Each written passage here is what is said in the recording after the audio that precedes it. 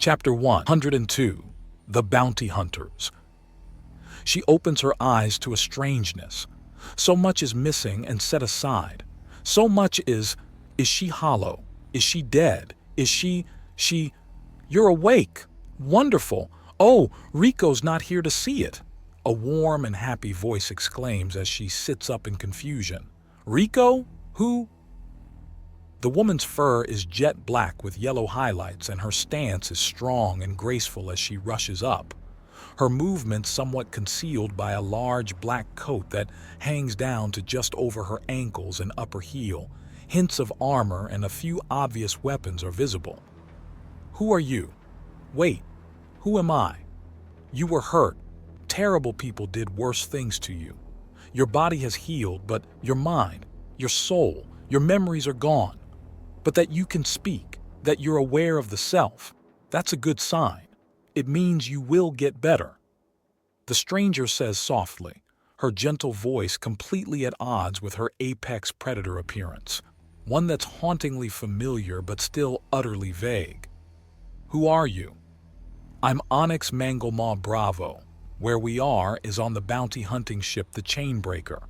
I'm a bounty hunter, and I specialize in tracking by scent and melee takedowns. Oh, wait. Bounty hunters go after criminals, right? Right. Was I a criminal? We don't know. The person who kidnapped you didn't keep records. We don't know your name. We don't know anything about you beyond that you're very young now. You might have been older before. Onyx answers. Wait, I know. I know that's possible, but I can't remember how. It's a restorative coma. It heals you extremely thoroughly. Anything short of dead gets slept off in a month at most. You were used terribly and put into a lot of comas. Restorative comas have a side effect. They can wipe out someone's memories. Trained and well-practiced skills usually stick around, but details, information, trivia, all gone. Sometimes even the skills are lost as well. You got lucky, young lady. You remember how to talk, how to properly ask questions, and maybe even how to walk. No, it's all gone. Why? Why did this happen?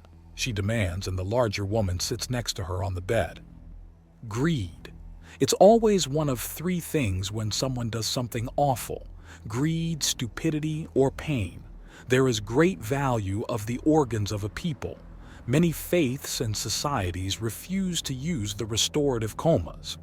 Because of this, when such people get hurt in terrible ways, they need donations.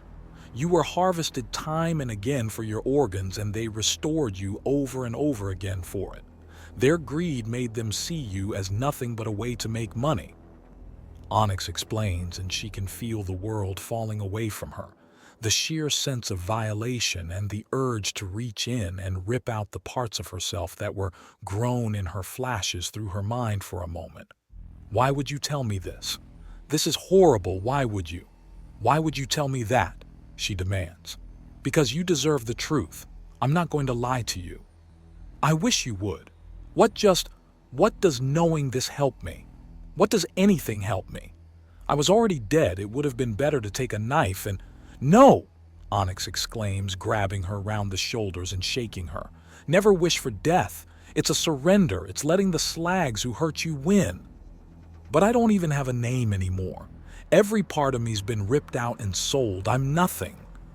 She sobs and is pulled into a gentle hug as she breaks down utterly. She weeps until almost all she can recall is her own tears.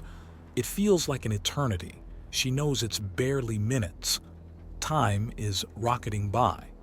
She has no real frame of reference, and eventually almost everything in her mind is the embrace. The strong, gentle embrace. She's humming. Onyx is gently humming, almost singing, and the soothing melody seems to wear away at the ragged edge of the pain and confusion. She lets herself drift into the melody and embrace, simply dwell in the moment and let the warmth fill her. Hey, is this a bad time? A new voice asks, rumbly and friendly with a twinge of concern. Quite the contrary, dear. Onyx says kindly, and she looks up to see what's coming. Small and frail and lacking in fur and fang and claw. With the way his legs are shaped, how is he even standing upright? Where's his tail? Why is his muzzle smashed in? What happened to him? She reaches out and puts a hand on his head. Small, very small, she remarks, and he snorts in amusement. Also stronger than he looks, Onyx remarks, and she reaches to pull the newcomer's lip up. Flat-looking teeth. It's cute in a harmless blobby kind of way, but not strong, not dangerous. He's safe. Oh no, don't make that mistake. I did, and he scared me so badly I nearly wet myself. I don't believe you. No fur to protect him. No fangs or claws to fight with. He's small too, probably weak. What can he do? I'm the best pilot you're ever going to meet.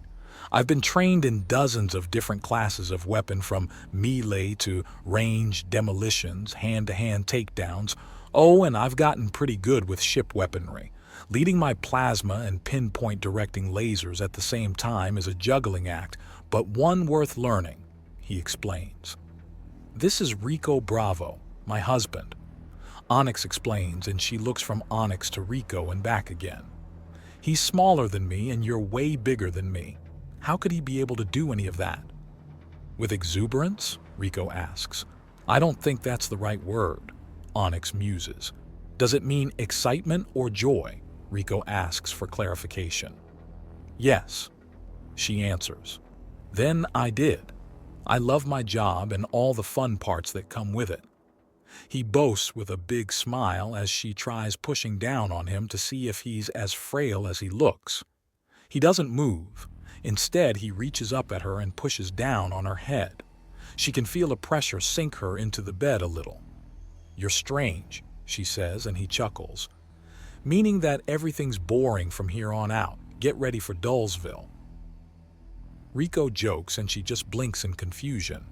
But first, before we do anything, we need a name for you. Onyx, you want to tell her, or shall I? Tell me what, she asks, and Onyx gives her another little squeeze. Rico holds out a communicator in a color similar to her main coat coloration of bright green. It even has white trim like she does. She turns it on, and it's mostly blank, but there's a registry, an ID in it. She activates it, and the image is of a Canador with the same green and white fur as her. It has clear blue eyes in the picture, and she thinks she should know who this Jade Pulsar Manglemaw Bravo is. It niggles at her. She stares at it for a bit. The gears in her mind are grinding but not quite turning. There's a picture application too. This one here, Onyx explains, pointing to one of the icons. She pushes it, and it first shows what's on the other side of the device. This button lets you take your own picture. Well, wouldn't I just hold it out like this? She asks, turning the device around and angling it to look at her. There's a slight feeling of accomplishment in that she understands how this thing works. Not quite what she meant. There are two cameras on that thing. They point opposite ways, and the button switches which one is being used, Rico says in a slightly awed tone. Oh, okay, she says, bringing it in and pressing the button. Then it shows her face. It's a match for the ID, a perfect match. I'm Jade? I thought you said you didn't know who I am. This says we're related. Jade accuses them as she tries to make sense of it. There's no clicking. This isn't old, this is new. We're helping make a new you. We don't know who you used to be, but I'd like you to be Jade. I may be soon enough to have a child, but I want a daughter now. You need a mother now and a father too if we can manage it. Family? Please? Onyx asks, and Jade goes quiet for a moment as she thinks. Is it that easy? She asks in an awed tone. If you want it to be, then yes. Just because you have a big problem doesn't mean there isn't an easy answer. Rico remarks, why didn't you just tell me I'm Jade when I woke up? It would solve a lot of problems, Jade asks, and Onyx snorts in amusement before giggling. Oh no, this isn't like some absurd daytime vid show. You get to know from the beginning who and what you are. We're not going to do some silly bit where we tell you nothing and insist that the new ID we've given you is the only one you've ever had. That's just asking for you to be revealed as a long-lost princess to an entire planet of Axiom using mute super assassins that take it as a personal and deep insult as they chase us down over the galaxy before rescuing you and somehow downloading the memories of their psychotic savior queen, before some climatic battle that ends with a world in ruins and the family together again on the corpses of millions. What kind of shows do you watch, woman? Rico demands with an utterly flabbergasted expression. Entertaining ones. Why else would you watch a vid? Onyx returns with ease. Rico opens his mouth to answer but doesn't have one. She's right. Right, anyways. You game? The past is lost, for now at least, but the future's still yours if you want it. What does Bravo mean? I know what a pulsar is. I know Manglemaw is a combined word about how strong a bite you've got. But what's Bravo? Jade asks, and Rico smiles. It usually just means congratulations.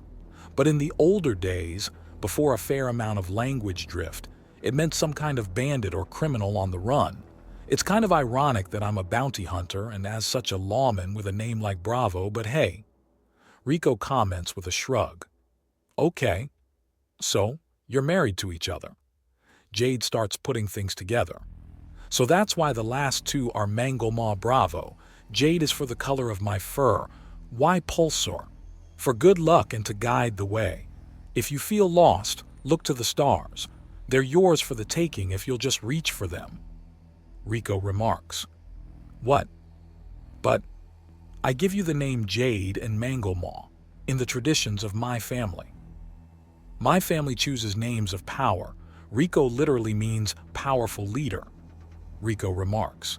So I give you the name of Pulsar and my family name of Bravo.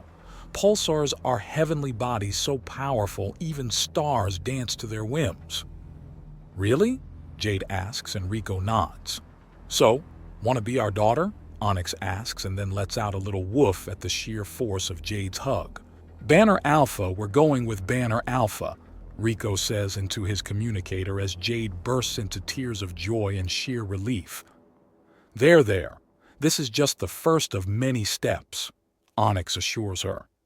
Speaking of steps, do you have the strength to walk, Jade? Rico asks gently. Come on, kiddo. There's something for you. For me? She asks as Onyx stands up and holds her hand to help her up and off the bed. This is the point that Jade notices that she's wearing comfortable loose gray pants and a sleeveless shirt of the same warm and soft material. This is an important day for you, kiddo. The first one of a new life, Rico says, holding Jade's other hand. This way, he says, guiding her through the room. Rico, are you certain this is wise? Onyx asks. Surprises are part of life. Getting used to them is a good way to live longer, Rico says as he guides them into the next room. The lights are off. Is it time? Someone asks in the darkness. Jade, say it's time. Onyx coaches her. It's time? Jade asks, and nearly jumps as the lights suddenly turn on. There's a huge banner reading Happy Rebirthday, Jade, in massive green letters and a crowd of people cheering. Behind them is a table laden with things she can almost remember, all of it food she can recognize that. She's flabbergasted as she looks around. Most are like Rico, some of different colors but all clearly his race. But there's another, with a long tail instead of legs and riding on the shoulders of one of Rico's people, is a tiny woman with scales instead of skin. What? First new day of your life. Your rebirth day. Indeed, a wonderful day all around, a new voice says. And from behind the crowd, a massive woman of the same race as Jade and Onyx stands up. She's enormous, dwarfing even Onyx, who already towers over everyone else. Ah, mother! So you agree? Onyx asks, and Jade looks from her to the strange silver-furred woman. The other one smiles to reveal numerous rows of razor-sharp teeth. Dear child, You're doing a wonderful thing. I had some doubts. Few races can keep pace with the strength of the Canador, but these humans are untiring. They will help teach incredible resilience to your daughter," she says, walking through the small crowd which parts around her. She's wearing white robes that makes her seem almost ghostly. "Wait, Mother called you mother? Does mean you're my grandmother?" Jade asks as the stranger walks up. "Is Onyx her birth mother? Does the pale fur skip generations?" "Not by blood. I am a mother of the astral guides, a faith that many Canadors follow. For we the Canador are stronger and much more dangerous than many races, so it falls upon us to set the example, to show the way for the weaker races. Though there's very little weakness to be found here, even the frailest has an incredible resilience on this ship," Mother states as she walks up. "I am Mother Tearclaw. I am here to bless your rebirth in the ways of our people." "How?" Jade asks, and Mother Tearclaw smiles again. "Oh, it's quite simple. Just open and close your mouth when I tell you to, all right?" she asks, and Jade nods. This feels big, but not physically. She can't really describe it. The pale Canador stands up to her full height and clasps her clawed hands together. 3 stand before me, 1 in need of guidance and 2 to guide, 1 to learn, 2 to teach. A birth has occurred and we Canador grow. But to what? What shall she be taught? I ask this of the parents. "Strength," Rico says. "Compassion," Onyx adds. "Strength and compassion, these are the 2 founding principles of all Canador, that which defines us, for strength is our birthright, but it is to be tempered with compassion," Mother Tearclaw announces in the silent room. "Show me your hand, Father." She instructs and Rico holds his arm out for her. In a single movement, a cut is opened upon the back, small, but it bleeds profusely. Jade gasps at the sudden turn of violence. "Behold, child, the simplicity of violence. How trivial it is to break things. Open your mouth." She does as instructed, and suddenly the blood-covered claw is suddenly past her teeth and brushing her tongue. The ironish taste of the blood and the sheer shock of what happened causes her jaw to snap shut. Yet Mother Tearclaw's finger is far too resilient for that simple bite to truly penetrate. It was quick, not strong. "Now, child, you have tasted strength and frailty as one. Though easily harmed, your father did not complain, did not yield, and suffered willingly to teach you. Now behold how much more it takes to heal." She instructs and she withdraws a roll of cloth from her robe. She cleans the blood from Rico's hand with a lick and slowly wraps bandages around it. Those that wound another must taste of the suffering to even begin to understand it, though such a taste may prove savory to the deepest, darkest recesses of the soul. There is no pride in it. For pride comes from accomplishment. In this I was shown the weaker despite my strength, for your father was unaffected by pain and wounding. My strength mean nothing to him, and that was his strength to show. Mother Tearclaw explains as she finishes wrapping the bandage around Rico's hand. He makes a show of flexing his fingers before Onyx's hand wraps around his. Onyx speaks slowly as Jade watches, fascinated. "You have wounded the one under my protection, but you have also healed him in equal amounts. Neither act can be undone, and though you have harmed that which I love, you have also undone that harm to the best of your abilities. So I offer my forgiveness. I am relieved to have it. This child is one of the most important lessons your parents have to teach you. There is strength in more than claw and fang, resilience, compassion, forgiveness.